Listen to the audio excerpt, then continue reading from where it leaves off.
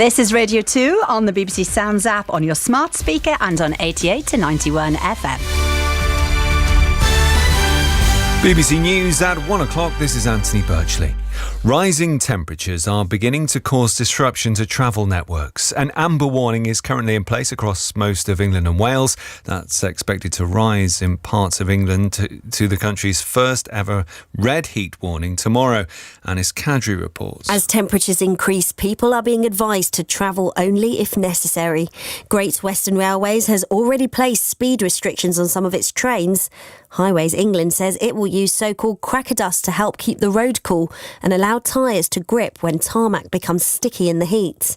Police have repeated warnings of people cooling off in rivers and reservoirs after the body of a 16-year-old boy who died after swimming with friends was recovered from Salford Quays.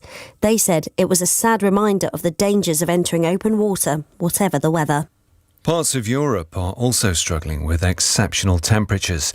Wildfires in France have led to the evacuation of more than 14,000 people from the popular tourist region of the Gironde. In Spain, more than 3,000 people fled fires in the Mijas Hills in the south of the country. A senior Conservative MP has criticised the tone of the leadership race, saying there's a campaign to crush his preferred candidate, Penny Mordaunt. Earlier, Miss Mordaunt told the BBC she'd been the victim of smears and toxic politics, as pieces have appeared in papers questioning her stance on gender self-identification.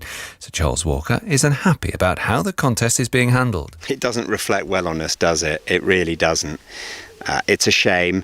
I wish I could see a way of it stopping. I can't at the moment. I think it requires everybody to draw back, take a deep breath, us as politicians, members of the media, dare I say our constituents, and just calm down and say, look, we can either continue this way with rather unpleasant rancorous discourse, or we can actually just try and improve matters.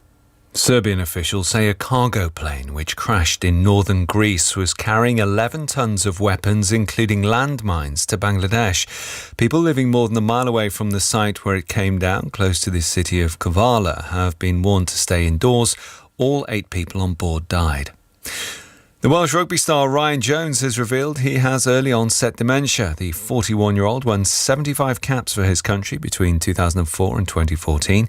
He says he feels his world is falling apart. David Welsh is the chief sports correspondent for the Sunday Times and says rugby organisers should have done more to deal with the issue. It's astonishing to me that rugby, that World Rugby and all its various national unions didn't get together at some point about 10 years ago and say, look, guys, we're running into a crisis here and we've got to prepare for it. And the weather mostly dry, hot and sunny for most parts this afternoon. That's the latest BBC News. It's 3 minutes past 1.